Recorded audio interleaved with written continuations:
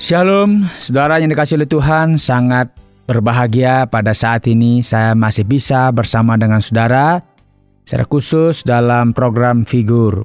Program ini secara khusus disajikan bagi kita semua umat Kristen sebagai pengikut-pengikutnya supaya kita mengenal Dia lebih dalam lagi, mengenal pribadinya, mengenal apa yang menjadi kehendaknya, mengenal bagaimana perasaannya kepada orang lain, ya, mengenal bagaimana caranya Dia yang memimpin dan sebagainya.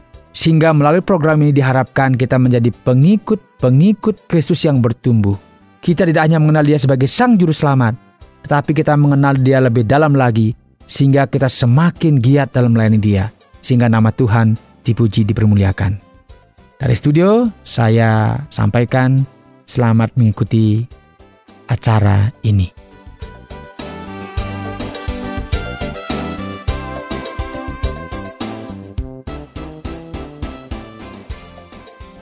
Saudara yang dikasihi oleh Tuhan, kita kadang-kadang berpikir dan bertanya, apa yang Tuhan kehendaki di tengah-tengah hidup kita?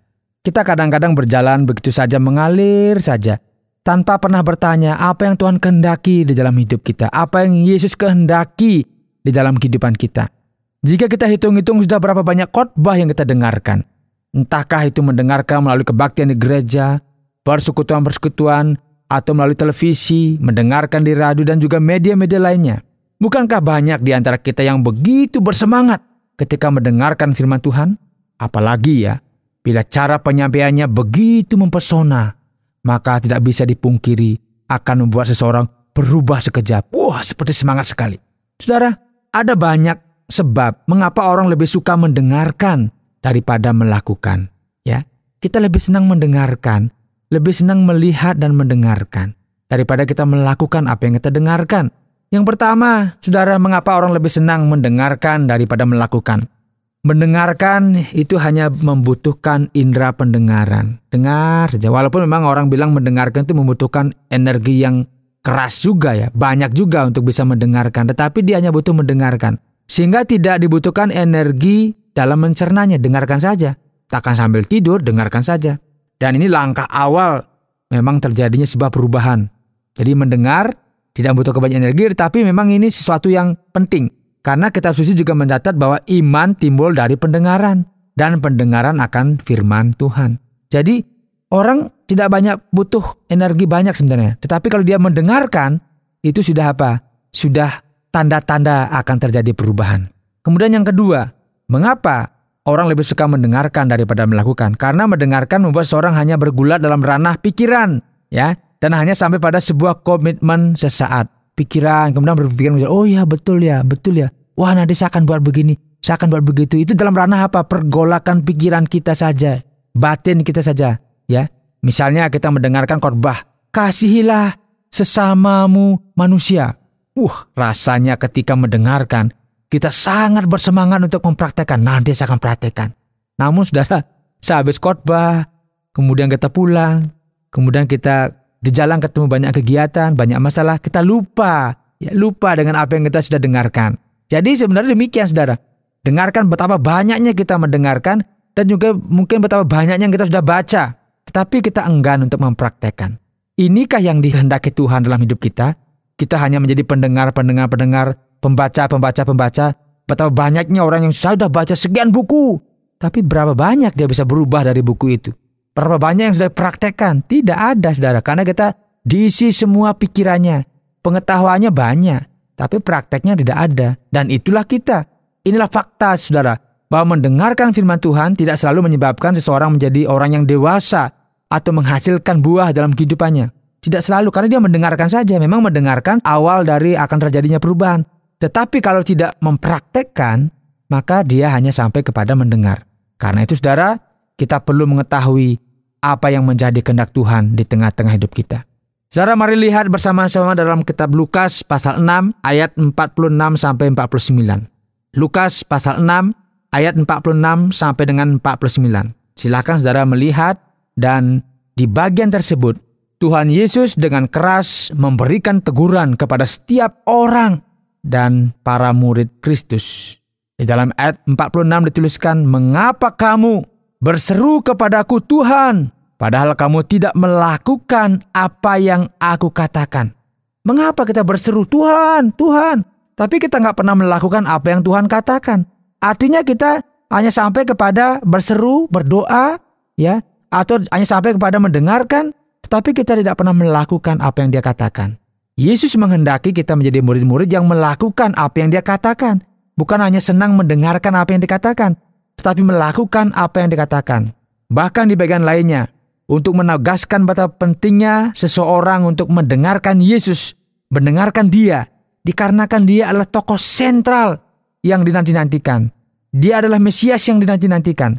Di dalam Matius pasal 13, ayat 16-17 dituliskan, "Tetapi berbahagialah matamu karena melihat dan telingamu karena mendengar. Sebab aku berkata kepadamu, sesungguhnya banyak nabi dan orang benar ingin melihat apa yang kamu lihat, tetapi tidak melihatnya, dan ingin mendengar apa yang kamu dengar, tetapi tidak mendengarnya."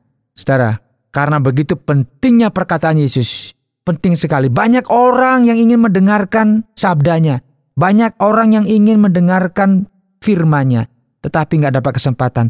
Tetapi pada saat itu, murid-murid mendapat kesempatan. Karena dia melihat bahwa sangat penting orang mendengarkan firman-Nya. Karena firman-Nya berkuasa, firman-Nya memberikan kehidupan. Maka dia memberikan perumpamaan tentang orang-orang yang mendengarkannya melalui perumpamaan dalam kitab Matius 13 ayat 1-23. Dalam perumpamaan itu Tuhan Yesus membagi 3 golongan orang yang mendengarkan sabdanya. Yang pertama, saudara, mendengar tetapi tidak mengerti. Di dalam ayat 14, diibaratkan seperti benih yang jatuh di pinggir jalan. Dengar tapi nggak ngerti. Wah, masalah saudara. Sudah sampai mendengarkan tetapi nggak mengerti. Itu diibaratkan seperti benih yang jatuh di pinggir jalan. Dimakan burung, jatuh pinggir jalan. Di tanah yang di pinggir-pinggir jalan itu. Kemudian juga mendengar dan menerima firman dengan gembira, namun tidak berakar.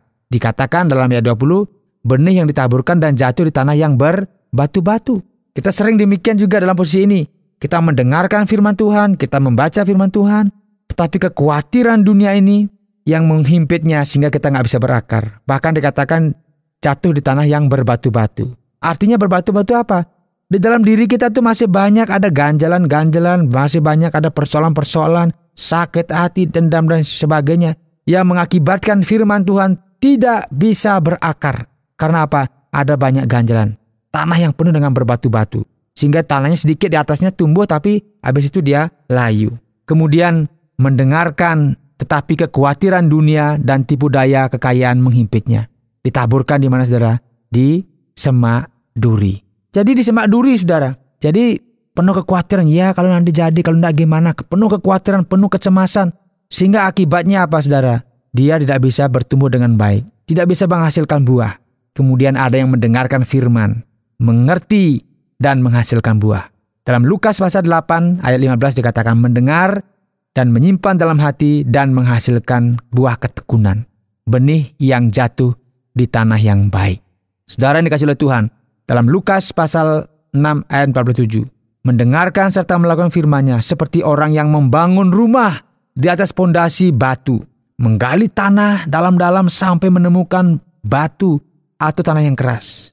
Ya, itu seperti menggali demikian. Tidak hanya mendengar, dia menggali sampai dalam sehingga dia dikatakan mendirikan rumah di atas batu. Artinya apa? Di tanah yang keras dikontraskan dengan orang yang membangun rumah di atas pasir. Artinya dia tidak mau repot-repot, dengar saja, kemudian akhirnya apa? Sudah begitu ada banjir, habis sudah. Nah, saudara yang dikasihi oleh Tuhan, Yesus Kristus mau supaya kita itu apa? Menjadi orang-orang yang tidak hanya mendengarkan, tetapi menjadi orang-orang yang mengerti firman Tuhan baik-baik, yang melakukan dan menghasilkan buah di tengah-tengah kehidupan kita. Karena firman Tuhan itu berkuasa. Karena itu saudara yang dikasihi oleh Tuhan, mendengarkan firman Tuhan Yesus Kristus adalah hal yang terpenting dalam kehidupan orang Kristen. Jangan kita habiskan waktu untuk mendengarkan informasi-informasi yang sebenarnya tidak menghasilkan apa-apa. Itu penting untuk menambah pengetahuan. Tetapi mendengarkan firman Tuhan, karena dikatakan ada banyak nabi katanya, ada banyak orang benar yang ingin mendengarkan dia, mendengarkan bagaimana dia menyampaikan firman Tuhan, menyampaikan firman kehidupan, tidak ada kesempatan. Tetapi saudara memiliki kesempatan yang luar biasa. Di rumah saudara ada Alkitab. Saudara bisa mendengarkan firman Tuhan dari radio. Setiap minggu saudara bisa mendengar khotbah. Saudara bisa membaca renungan dan sebagainya. Setiap saat bisa banyak hal kesempatan. Itu merupakan kesempatan yang Tuhan berikan dan jangan disia-siakan. Karena apa? Karena firman Tuhan sangat penting dalam kehidupan kita. Sehingga kita menjadi orang Kristen yang sungguh-sungguh dibangun di atas pondasi, di atas batu karang yang teguh. Sehingga kita akan terus bertahan sampai akhir kehidupan kita. Mengiring Dia. Kita nggak dibelit oleh rasa ketakutan. Kita tidak membiarkan hati kita dipenuhi oleh batu-batu batu-batu kekhawatiran atau batu-batu dendam, sakit hati, kemarahan dan sebagainya. Sehingga firman Tuhan tidak bisa bertumbuh. Tapi serahkanlah hati kita menjadi hati yang baik. Hati yang siap ditaburi benih firman Tuhan. Sehingga firman Tuhan akan bertumbuh di dalam hidup kita. Sehingga kita bisa menghasilkan buah. Saudara, itulah yang Tuhan Yesus kehendaki dalam hidup kita. Dapat mendengarkan perkataan Yesus adalah sebuah keistimewaan dan kesempatan. Karena banyak nabi dan orang benar pada zaman dahulu ingin mendengarkan, bahkan mendapat kesempatan, tetapi tidak mendapatkan. Karena itu, firman Tuhan tidak hanya didengarkan, namun dimengerti serta dilakukan. Itulah kehendak Yesus dalam kehidupan saya dan dalam kehidupan saudara. Mari menjadi pendengar, menjadi orang yang mengerti firman Tuhan, dan menjadi orang yang menyimpan firman Tuhan dan melakukannya di dalam kehidupan kita. Tuhan memberkati kita. Dalam tangan-Mu ku serahkan hidupku karena Kau Panjunan Agung. Bentuklah aku sesuai kehendak-Mu agar ku jadi alat kemuliaan-Mu. Jadikan aku ya Tuhan seperti yang Kau ingini, karena ku mau hidup seperti-Mu Yesus.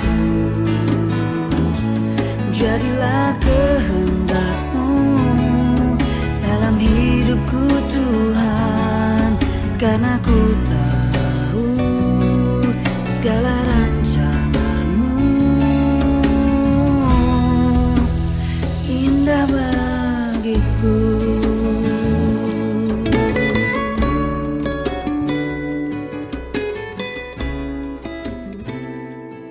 Jika saudara ingin mengenal, ingin belajar lebih dalam lagi tentang tokoh, yaitu Tuhan kita Yesus Kristus, silahkan kirimkan surat ke Tromol Pos 261 Batu 65302 Jawa Timur, atau melalui SMS ke 081333777386. Sampai jumpa dalam program selanjutnya.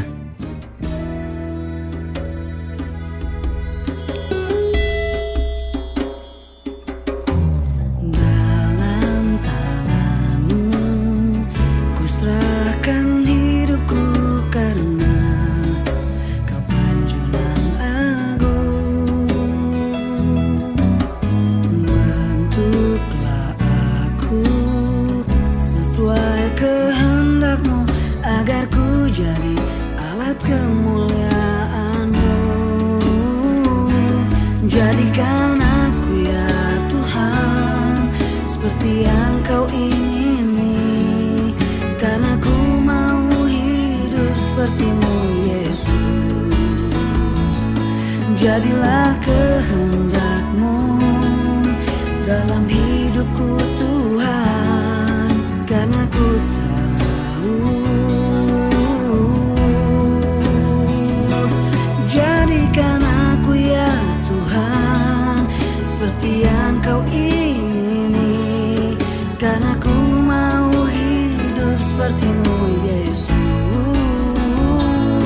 Jadilah kehendak-Mu dalam hidupku Tuhan, karena ku tahu segala rancangan-Mu indah bagiku.